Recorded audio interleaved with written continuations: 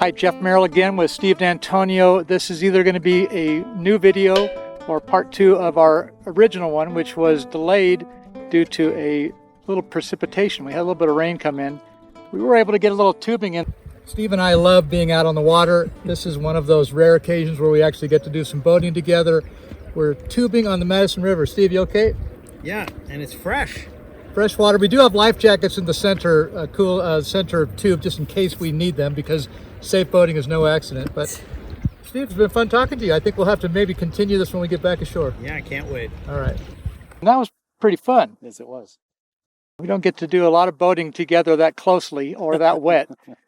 Water seems to be one of the themes here and one of our many common denominators. So Steve is an incredible consultant. We learned a little bit about that in the earlier part of this production. And I would like to now ask Steve to recount to us a little bit about how you got involved in boating and what did you do that kind of led you to the consulting kingdom that you have now? Well, once again, much of it was by accident and very little by plan. I grew up on Long Island, and when I was 5, maybe, our family got into boating. We bought a 15-foot runabout, a Larson, with a 40-horse Johnson outboard that we used the daylights out of. We picnicked on it. We water skied. We stayed overnight, at beaches where we could do that. We used it a lot. And so at a young age, I had an introduction to... Did you do any lake boating like we are here in Montana? No, okay. none whatsoever. Yeah. All on Long Island Sound. Great. And so I had gotten my feet wet, so to speak, with being around boats. And then in my final semester in college, I attended a program called Semester at Sea, which was... Well, but I want to come back to that. But weren't you involved in youth sea cadets or something? Yes, I was. I was a sea cadet for... Not a space cadet, a sea cadet, although marginal. Yeah. No, real sea cadet. It was a program that was sort of associated with the U.S. Navy, and so it gave me a lot of opportunities to be close to sort of naval ships. In fact, I spent part of one summer aboard a destroyer in Charleston, South Carolina, some of which was underway. So that was a lot of fun. You weren't intimidated by a giant craft? No, I wasn't, and I learned that was where I was first introduced to oil analysis. Actually, that was a gas turbine ship. And they had a whole oil analysis lab that I, at that young age, was sort of fascinated by, along with everything else, on the ship. Yeah. So that was a great program that really allowed me to be exposed to that kind of stuff. And then, so now we can go from to high school. When I went to college, a group came to campus to pitch this program. And I think about 7 people showed up for the pitch, and I think I was the only one who actually ended up doing it. And I remember, pitching it to my parents because they had to pay for it, of course. It was like a college semester. Yeah. And I decided to do it my last semester in college. And I remember some of my friends, my college, mates saying, "Well, you're going to miss all the parties." Yeah, that's the best one. But this was, far exceeded, any of that. So that was a program where I went to Woods Hole, Massachusetts, and spent a period of time ashore taking classes and learning about the ship that we would sail aboard, and then left Woods Hole in, I think, early October, and headed out into the Atlantic aboard a 120-foot steel schooner named Westward. Sailing ship, yep. With cold water showers and mosquitoes. You're out far. It was too cold. Mosquitoes and cold showers are two of my. I don't like them. No, cold saltwater showers and real, very basic, but exciting. For a young person, very interesting, and it required not only that we had to learn about running the ship. Ultimately the students ran the ship in 2 different watches, but we had an academic schedule as well, because it was a full college, credit. You were doing courses that were not related to the ship necessarily, more for your major? Right, that's right. In fact, it was almost all science majors, biology, chemistry. I was the only political science major. So I struggled a little bit through. You weren't planning on getting into the marine industry as a career. No, not really. But this was one of the stepping stones, and one of the things I had to learn in that program was celestial navigation, which I found really fascinating because it melded something physical with something intellectual. You had to be good at taking the sights, and then you had to be good at reducing. Get good data and then crunch them. And that was a lot of fun. I really found that very satisfying to learn how to do it and to be good at it. Could you verify your calculations with onboard? You couldn't, because that was pre-GPS, and now of course the crew were all experts. They already knew. So they were checking your work. Okay. There was no doubt about that. But we had Loran, but that only worked so far offshore. Yeah. But part of passing that curriculum was you had to be able to be a celestial navigator, and so I did do that. And did you do day sights and night sights? Yep. So that ship left Woods Hole, went around Bermuda, not within sight of it, but didn't stop there because the captain later said if he stopped, he was afraid half of the students would get off and wouldn't get back on because a lot of people were seasick. Myself, you might have said it, but how many students were on board? I think it was 18. Okay. And crew of 6 or 8 crew, professional crew, and I'm sure somebody will check me on those numbers. But, well, it doesn't matter. It's just approximate. So you went around Bermuda, or you turned around Bermuda, turned at Bermuda, headed south, and then once we were in the tropics, it was far more enjoyable, and pretty rough on the first couple of days. It was, fall and New England, offshore New England, and North Atlantic. But and you were sailing, so we were sailing on your side. I was in a bunk that was across from the galley, and the galley had a diesel stove that had 2 temperatures, off and molten lava, full blaze. And so you cooked by taking the food in and out of the stove, literally. I mean, they had a steward, a woman who ran the galley, and she was quite good, but you had to do duty in the galley periodically. You had to be what was called the galley slave. So it was either raw or burnt. And so that was, that taught me a lot about diesel stoves and diesel heating. So my bunk was very hot. And the eggs were stored next to my bunk as well, and somebody decided not to wax them, which was a tradition on sailing vessels, is you coat the eggs with Vaseline and they last a very long time. Well, somebody who stored them when the ship was in port decided not to do that, so the eggs went bad. So we had that's a pleasant smell. Rotten egg and 100-degree temperature in my bunk area, but it was trial by fire. I mean, now, any high school kids thinking about following in Steve's footsteps, just realize that there's a little more technology now. And then a saltwater shower, but I wouldn't have missed it. I look back on it and I'm so glad I did it because it was character building, but I learned a lot. I spent a lot of time in the engine room. I became very close with the engineer, because he realized I was a budding gearhead. In fact, he was the first person who ever referred to me as a gearhead. Yeah. And you just had that interest, that drive, that passion for that. Yep. I like, tools and things mechanical. And the engine room was, antique. I mean, the ship was built in 1962, so it was really interesting. But do you have belts and filters and all the normal? Yeah, all it was diesel, but it was, an old MAK German diesel air start. A generator that you had to adjust the speed manually to get the right, voltage coming out and frequency. And I loved it. I really enjoyed it. So that was a, full semester. And when I finished, you went around Bermuda. Where did you finally get to land at some point? Our first land that we actually saw, our first landfall was Barbados, but we didn't stop there. But then we made our way up the Windward Islands and stopped at a lot of off the beaten track places that didn't have airports, that were not touristified, and that was also immensely interesting. Grenada was actually our. This is what kind of year time frame are we? 1986. Okay. Grenada was our first place we went ashore, and that was for a young person who hadn't really traveled internationally very much. It was exotic. Well, I imagine this was probably before you were able to, or before you were a photographer, so you probably didn't get to bring a lot of extra gear. I did bring 2 cameras. Oh, you did? Okay. I'm proud to say I brought a weatherproof camera and an old Pentax, Honeywell Pentax SLR, which I still have, 35 millimeter camera. So I was, I had. Do you have any photos from that? I do. Okay, well maybe we can pop a couple in here. I'll share some. Yep. Yeah.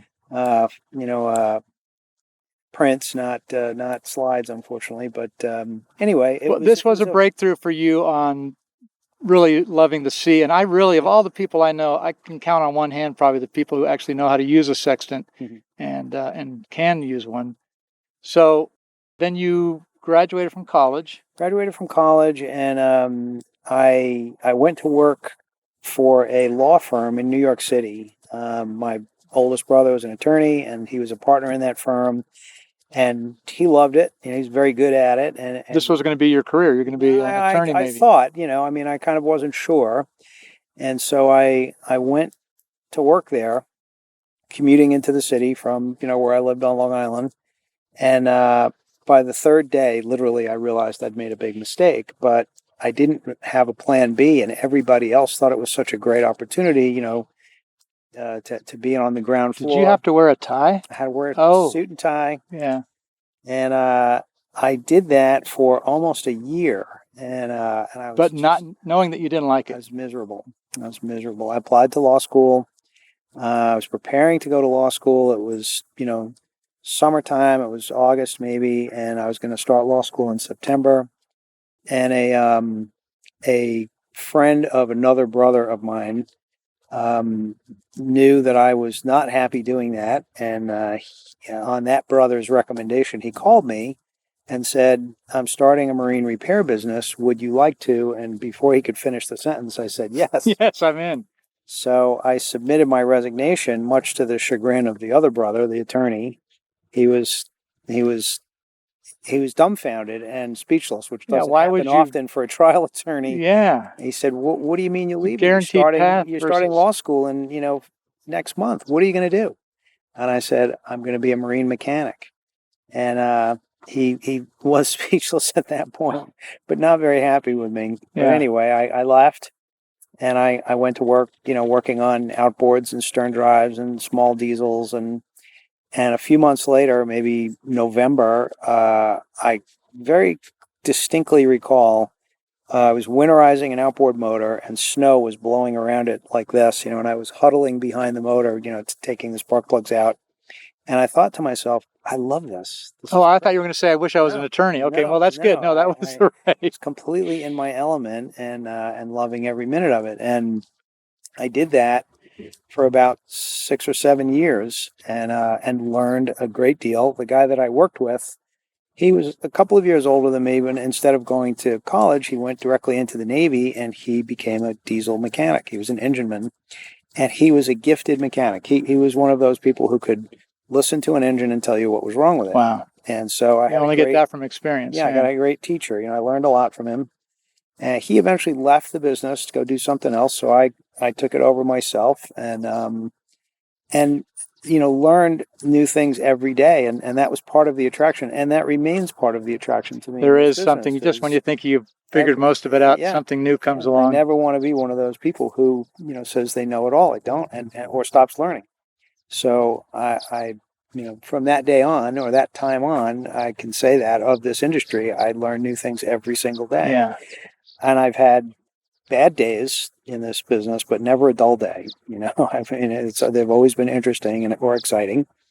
So anyway, I was driving home from the boatyard where I was working, and it was an 18-mile journey that took me on a good day about 45 or 50 minutes. Traffic was really bad.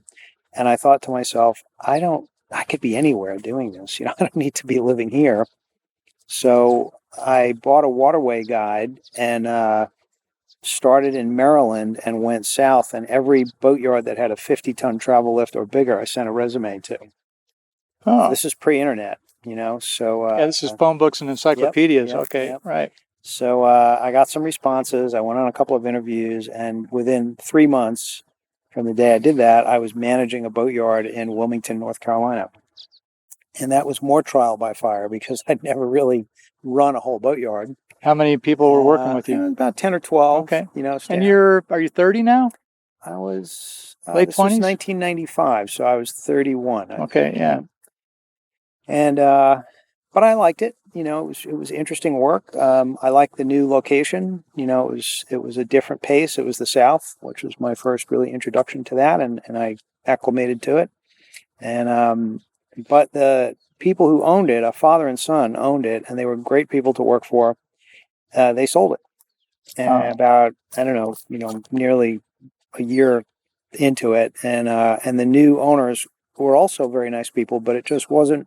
It didn't have the same feel to it anymore. They were sort of taking away the creativity and wanted to standardize. But now you had experience as a yard manager, so you had a better credential to work with. So as luck would have it, I got a phone call from a former client up in New York who said, "Hey, I'm sailing to Newfoundland this summer. Do you want to go?" And I thought, yeah, I'd like to do that. That would be good. So was this a paid job? Nope, no, okay. Just for the fun of it. So I gave. You weren't on a 120 footer this time. No, it was Hans Christian. Just the two of you, or did you have a? Just the two of us. Wow. So I gave notice to my employer, and I gave him 3 months notice. I didn't want to leave him in a lurch, so I helped train my replacement. And I remember he said to me, "You're leaving? What do you mean? What are you going to do?" And I said, "I'm sailing to Newfoundland." He said, "Well, how much does that pay? I'll pay you more." And I said, "It doesn't pay anything." And he said, "Well, why would you do that?" And I said, "Because I want to." Yeah. So before I left, because I can, right? Yeah. Before I left, I sent out some resumes again, and one of those resumes I sent to. Now you sent out resumes by mail, right? Yeah, still okay. Old school. Yeah. And I sent one to the Hinckley Company in Maine, and when I got back, I had an answer, but it wasn't from the Hinckley Company. It was from another boat yard, and they had somehow gotten that resume from the Hinckley Company, and I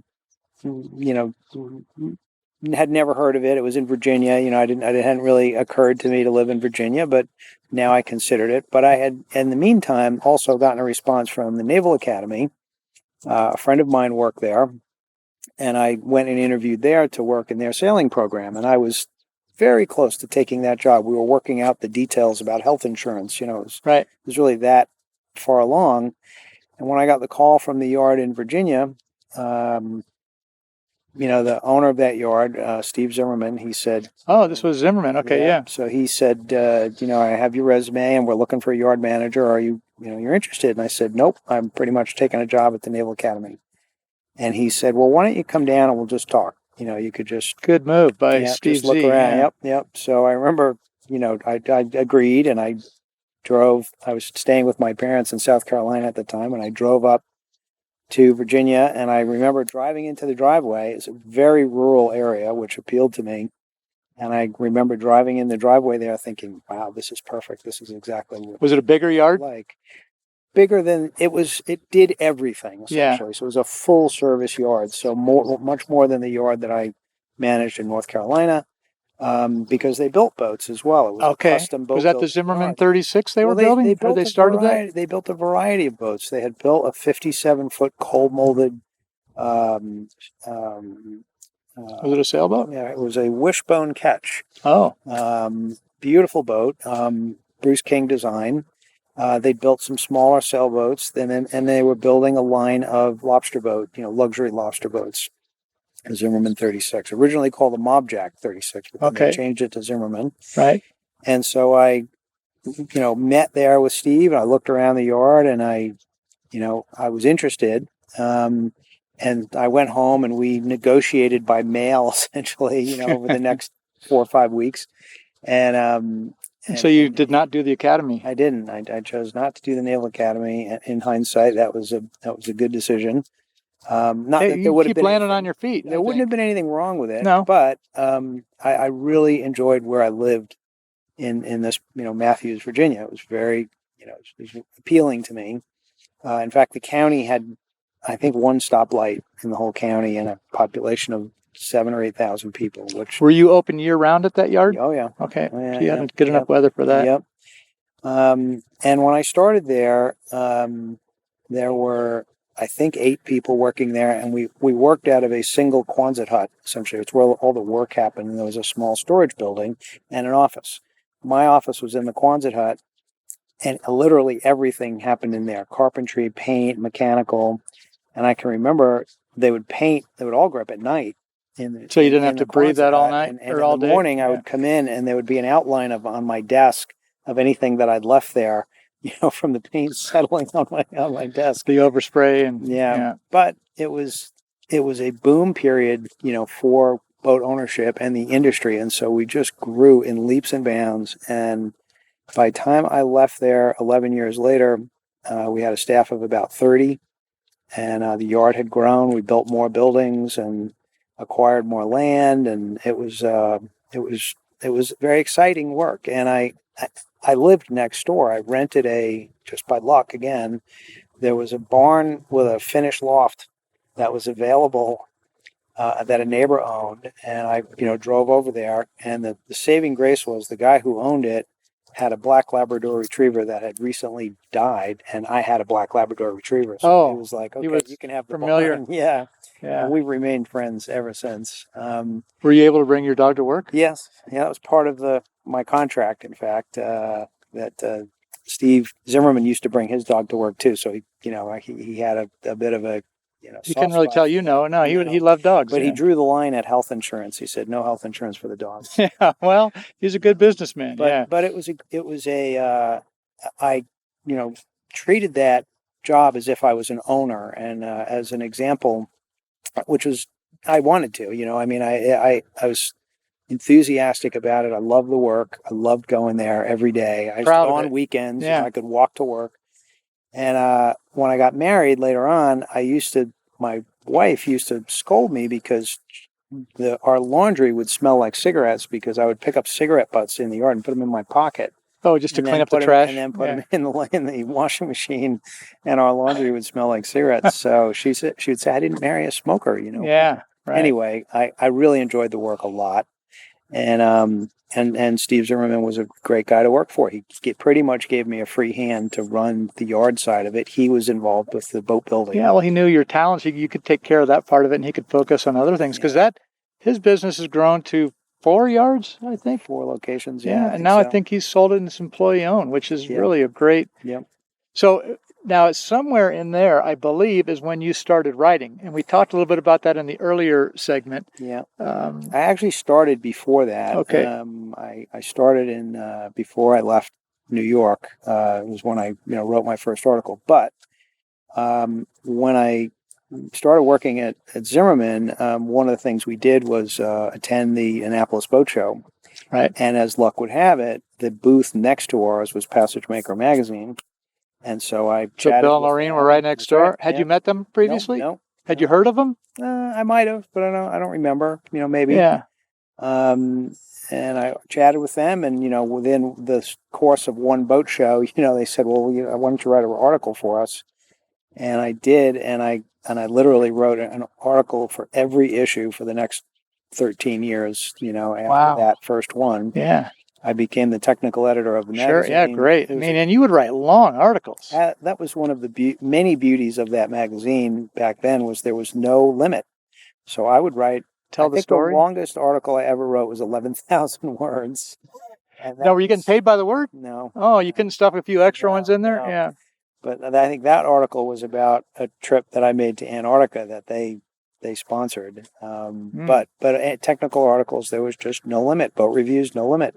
5,000, 6,000, 7,000 words was pretty common. I remember a Passage Maker cover, kind of tying this all together with, I believe you and Bill took a Willard. Was that a Willard 30? It was, yeah. To Bermuda, and you're on the cover using a sextant. I was, yeah. So you're a cover guy.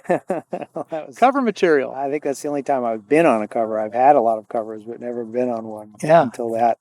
But that was a promotional passage to promote the Willard, which our yard had decided to carry. Oh, so Zimmerman was a Willard dealer. I forgot. Became a Willard dealer, and I'll take the blame for that. Was my idea to take the boat to Bermuda. When I worked for the yard in North Carolina, I tried to talk them into letting me take a diesel-powered Sea Ray to Bermuda, for promotional purposes, and nobody was interested in it. So when this came along, I said, let's do it. Well, prove that the Willards can do it. And this was way before Nordhoven took a 40 around the world, wasn't it? I think so. Yeah.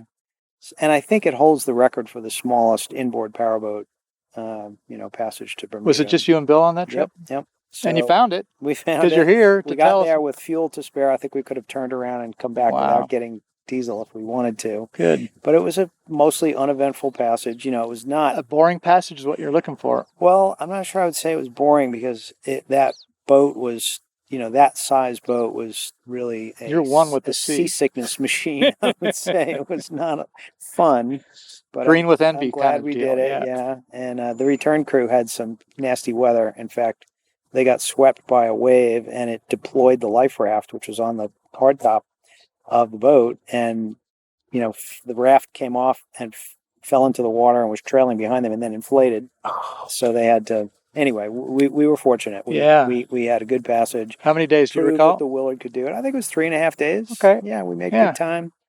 We never shut the engine down. I figured out a way to check the oil while the engine was running, and we had a lot of spares. Virtually none of which we needed. Well, so you have the experience of understanding boats from building them to using them and doing offshore, and that makes you so much more valuable to a client who is looking for your expertise. You can speak from experience. A long time ago, somebody who asked me about what appealed to me, and I said, unfortunately, I fit into a category there's not a lot of opportunities to be completely fulfilled because I'm a hands-on guy. I'm a gearhead. I love tools. I love machinery. I go to bed at night reading, service manuals. Yeah. I've talked to you. You've been on the plane reading manuals. I'm reading fiction, and you're reading manuals. I just like that stuff. I love all that stuff, but I have an intellectual side as well. I like to write. I like photography. So if you want both of those, it's very difficult to find a career. Yeah, well, there's a Jimmy Buffett song about Caribbean poet wanted. And so, it's not like you really, I don't think you grow up to be a yacht broker either. You sort of find your path or your path finds you. So I've been fortunate. You stayed with Zimmerman until you started SDMC, right? I did. So as much as I love that job and toward the end of that part of my career, a lot of my peers expressed envy. They said, "You've got the perfect job, Steve. You're delegating all the work you don't want to do. I could concentrate on selling work, training my staff, inspecting the things that were being done, all the things I love to do, and crawl around bilges." But you weren't doing much travel then, when you? No, you were staying really local at the yard. You needed to be there. Yeah, and lecturing. Okay. And but there was a part of me that did feel unfulfilled, in that we routinely had couples come to the yard who had bought a boat, often used, sometimes new, with a list of things they wanted us to do. All of the fun stuff, water maker, chart plotter, stabilizers, crane, stabilizers, things that would enhance the boat and their cruising experience. And I or one of my staff would go aboard it and find, a slew of defects, ABYC violations, mechanical, electrical, propulsion, plumbing. Kind of surveyor stuff. Often, yep. And I would present to them this list and say, look, we can do all the stuff you want to do, but before we do that, this stuff is really critical. I think we need to do that first, and it's going to be $50,000 or $100,000, and it was devastating to those people. Oh, sure. Because they had a budget, and they often, sold. They wanted to add the new stuff, not fix the existing stuff. They were all in on this, and I hated delivering that. I loved being able to say I could fix it all, but I hated identifying to be the one, the bearer of bad news. I'm sorry, I know you, and they would often say, well, but we had it surveyed, or it's new, and I delivered that message, many, many times, and I finally thought, if there is a way that I could be the problem preventer rather than the problem solver, the problem identifier, I would enjoy that a lot more if I could get to them before they buy the boat.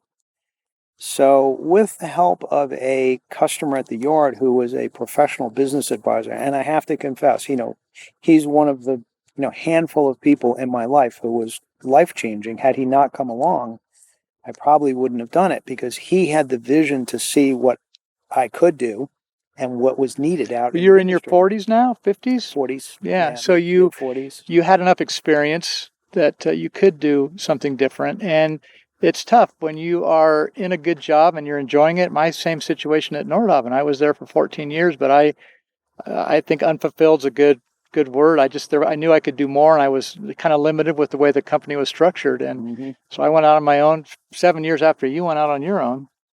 And I think it is very satisfying to have your own business. Well, I had no idea what to expect. And at at one point when I was working with this advisor early on, before I'd actually left the yard, and I said to him, "Are you sure this is a good idea?" Because I had two kids in private school, with tuition Yeah, that came right. every a semester. I had one getting ready to go to college, mortgage, all the usual stuff, and here I was, going to leave behind all that security. Yeah, and you had the security of a job and Yeah. insurance. And one I liked. Yeah, It wasn't like right, I was right. unhappy.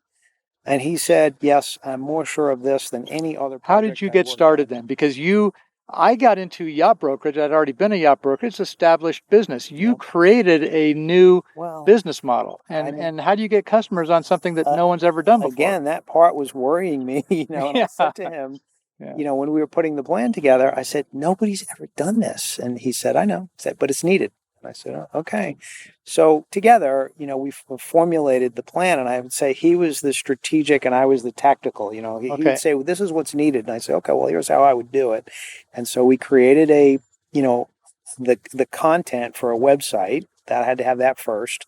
Figured out what services you were going to provide. What am I going to do? How you would charge for it. I had the luxury of having been a fairly well-established author at that point, so people at least knew my name. Right. You were well known. I could announce the formation of the business in the magazines that I wrote for. Most of them were nice enough to let me do that. Did you run ads in any of the magazines? I did have early on. I advertised. I don't anymore, but I did that. Well, the but word the of mouth writing is so strong. The writing was advertising because every byline had my, I had put my website. You'd like to know more. Yeah, right. And so that was a big help. So, once I did that, I looked back and thought, okay, that was hard. But people who start off on something cold with no reputation, nothing, that's hard. I have way more respect for those people now because what I did was, it was a challenge, but I was known in the industry. You had a head start. Yeah, reputation is huge. I lectured, I wrote. So, but those first 2 years in that business, I can say, were a roller coaster of emotions. There were times where I thought, "Oh my God, what have I done?" Well, you don't have a salary coming in. No, you're working on that's a commission job. I was commissioned at the boatyard, fortunately, so I understood that. If you put the effort in, you get the return. But still, there were moments where I thought, "Oh no, I've made a terrible mistake." But I will also say it was the greatest satisfaction I've ever had in my life, because running the boatyard is as enjoyable and fulfilling as that was. The view was this, it was 25 degrees. Now it was at least 180 degrees. I could do anything. I could offer any Well, you were going to be service. doing a lot more traveling now, too, because you have to go where the boats are and where the people are. I did. My travel, changed dramatically. And fortunately, at that point, both of my children were out of the house. So it was not the father issue that I wasn't home for that. My wife was hugely supportive of the whole project. She said, "Go do it." How long did it take you from when you kind of put the shingle out till you knew that you were going to be on a path? Well, I can remember at the 1-year anniversary, my business advisor saying, "Okay, you've gone past where many businesses, fail." And then at 3 years, he said, "Oh no, you're secure now." And but just to as an added wrinkle, I started the business in December of 2007, and as it turned out, that was literally the month the Great Recession started. Of course, nobody knew how bad it was going to be, and had I waited 3 months, I probably never would have left the boatyard. Right. So much of life is timing. Once I was out, I was committed, and so early on, I got lucky, and I got a couple of good jobs. I got an ongoing contract with the Smithsonian Institution to inspect all of their small craft, and they had a slew of through SDMC. Yep. Okay, so you had sort of a regular. Yep. That was an early contract, and it got me going. It was a sort of a launching pad, especially with the economy tanking, and then slowly. Word getting more involved in the private. I lectured and wrote like the Dickens, to promote myself. You had an income coming from your articles. Yeah. I did. And just to step back a little bit, my writing, I got turbocharged because prior to this, while I was still working at the boatyard, the tuition bills that were coming in, for my kids' school necessitated an alternate, income. Right. You had to hustle. So I turned writing into that alternate income, and every free moment I was writing. I was getting up early and writing before I went to work in the morning. I was writing on weekends, and as arduous as that was, it promoted my writing career. It really helped. Well, you had to be disciplined too. You didn't really have you had to get it done and keep growing it. Well, you've now had the business for 15 years and traveled all over the world and helped people on sailboats and powerboats. But there's another side of you that I've gotten to know. And in addition to your photography, you have a couple of other hobbies. One of them is you've got a preferred brand of car, of automobile. I have a 1974 Triumph TR6 that I bought when I was in college from a sibling, and have owned ever since, and did a full restoration on a body off restoration. And I like to say that there's no part of that car that hasn't passed through my hands. Wow. Every nut and bolt. If I see one of those warning lights come on, I know it's time to pull over and get some stuff fixed. Yeah, I don't get that at all. Yeah. I own 3 vehicles, all of which have antique license plates, so that should tell you something. Okay. I mean, I own more than 3, but I have 3. Does Sandy know? Yeah. Okay, all right. Yeah. Well, you do have one hero that I'm aware of, a guy who likes the ice. I do, yeah. Ernest Shackleton. It's been a passion of mine, probably since early college, career, when I first read about his exploits, and since then have gobbled up everything I possibly could that's been written about him, and have made some pilgrimages. Yeah, you've been down. Yeah. Well, first I went to the UK to go see the boat that he actually made the passage in. At the time, it was on display in the boys' school that he went to, in the lobby, essentially. And so really? I tracked it So it down. wasn't very big. It's 20. It's not very big. No, very, very small, Yeah. 26, 24 feet something. The James Caird. And so I visited that. And then a customer of mine at the boatyard sent me a advertisement that was in a magazine about a expedition, cruise to Antarctica to retrace the footsteps of Ernest Shackleton. Oh, and he sent it to me, and he said, "Steve, you should get one of the magazines you write for to send you on this." I think he was kidding, but I took it seriously, and so I lobbied Passage Maker to send me, and to their credit, and I'm ever grateful for, they agreed to do that in exchange for a couple of articles, and so I signed up, and I flew to the Falkland Islands to pick up the ship, and then went from there to the South Georgia archipelago, and then from there to the Antarctic Peninsula, and it was just the fulfillment of a lifelong interest. So whales and penguins, and they don't have narwhals. They're albatrosses. More northern, I think. Yeah, albatrosses and a lot of bird life there. Yeah. So that was appealing to me. Photographically, it was almost impossible to take a bad picture there. And so to retrace many of his steps, including visiting his gravesite, which was very meaningful to me. Wow, yeah. And I continue to be a Shackleton fanatic, along with Churchill enthusiast. Right, yeah, you do like Winnie, don't you? Yep. Well, we probably should wrap this up pretty soon. It is raining again, and it's not too bad. We're not melting.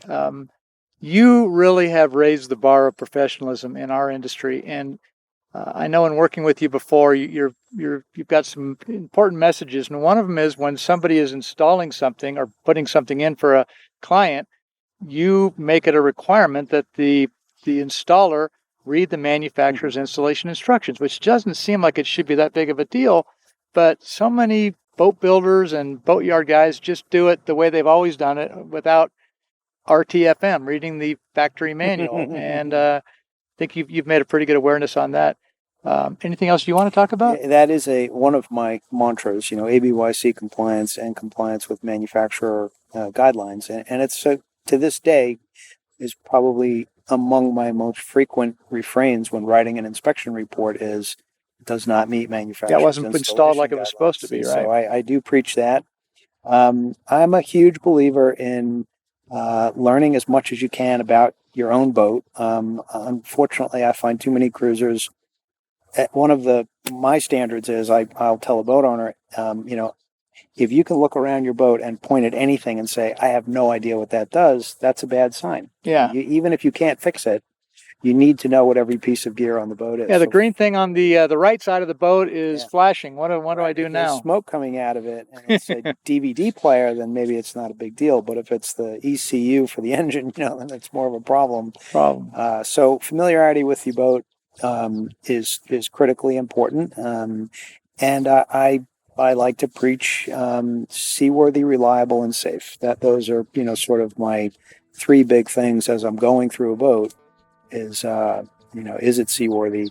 Are the systems reliable? And I'm a believer that people talk about safety all the time. I hear safety, but they don't always practice it. But it's not an end in of itself. You get to safety by having seaworthiness and reliability in many cases. You can't buy safety.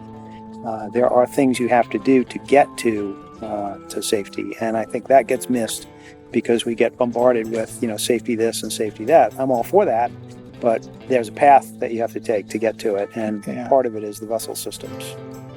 Well, thank you for coming on this work expedition away from marinas and salt air so we could actually get a chance to talk together. What is the best way for someone to get in touch with you? Email, through the website. So again, Steve D. Marine, www.stevedmarine.com or steve@stevedmarine.com for email. Those are the best ways. Okay.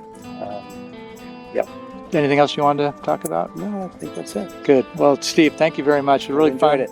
Spending time with you here, and as always, I enjoy spending time with you. Thank you, everybody, for watching. This is another one of our cruising conversations. We're working on a few more, so thanks for tuning in, and get in touch with Steve if you have a boat or are looking for a boat. Thanks, everybody. Thanks, Jeff. So long. Hey, great to be underway again, out on the water. Love it out here. Thank you very much for watching the video.